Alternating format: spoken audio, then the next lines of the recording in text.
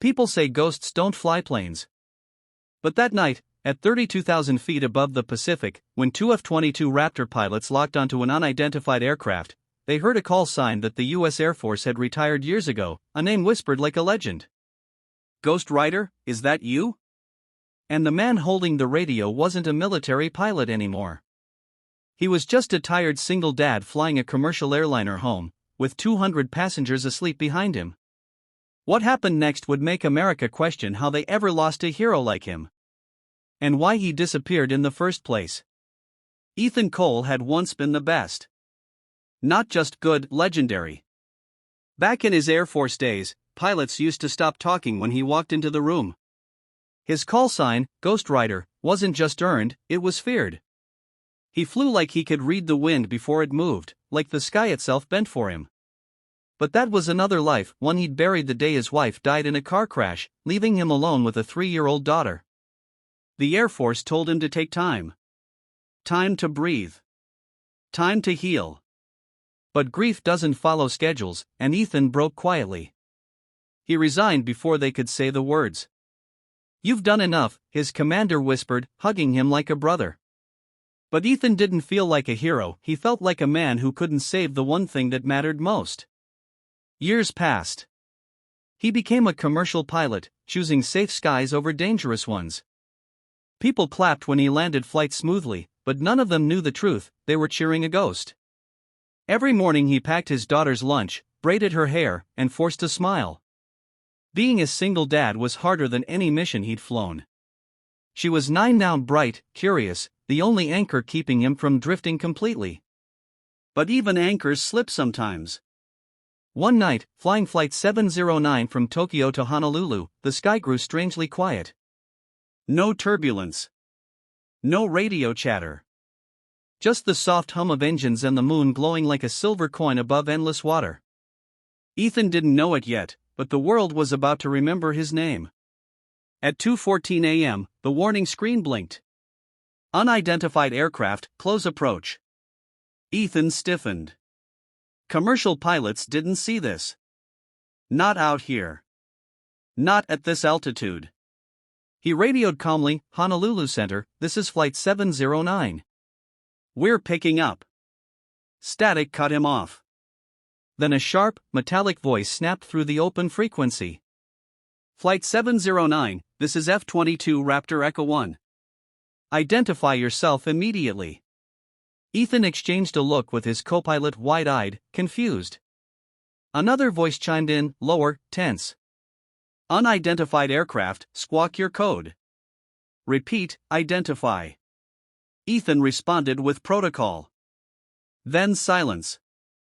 Then a shocked whisper through the radio. "No way.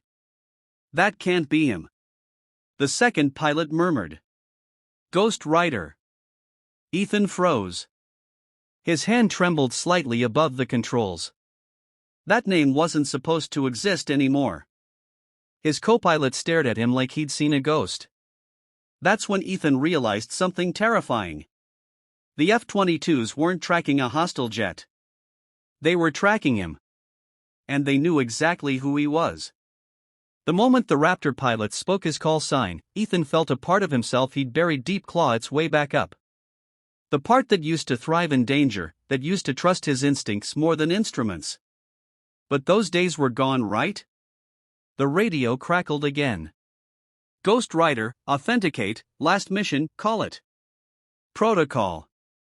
A challenge code only he would know. His co-pilot whispered, "Ethan, what is happening right now?" Ethan swallowed hard. His past wasn't supposed to follow him into civilian skies. But here it was, hunting him with afterburners. He whispered into the mic. "Raptor flight, authentication, Operation Silent Reef." The silence that followed was heavier than the ocean below. Then, holy hell! It is him. The F-22 leader's voice softened, no longer hostile, but stunned. "Ghost Rider, sir, why the hell are you flying a passenger jet?" Ethan didn't answer. He couldn't. The truth wasn't something he could compress into radio waves. But the real problem wasn't their shock. It was the reason they were out here. The Raptor pilot's voice suddenly turned sharp. Ghost Rider, listen carefully, you've got an incoming bogey at Mach 2 heading your way. Someone's targeting commercial lanes. Ethan's blood ran cold. A hostile jet. Heading toward a plane with 217 innocent people. And the only man in the sky with the skills to stop it was the one who'd tried to leave that part of his life behind? His co-pilot whispered, voice cracking, Ethan, what do we do?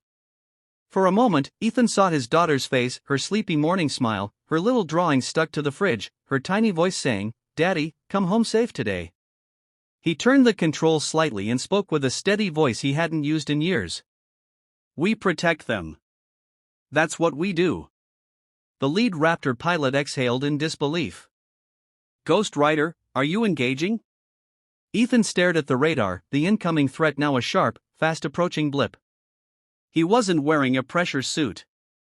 He wasn't in an F-22. He wasn't supposed to be a warrior anymore. But legends don't ask permission when lives depend on them. Raptors, Ethan said quietly. Form on my wing. The sky went silent. Then the F-22 pilot whispered with awe. Copy that. Ghost Rider leading. And just like that, the man the world forgot became the man the sky remembered.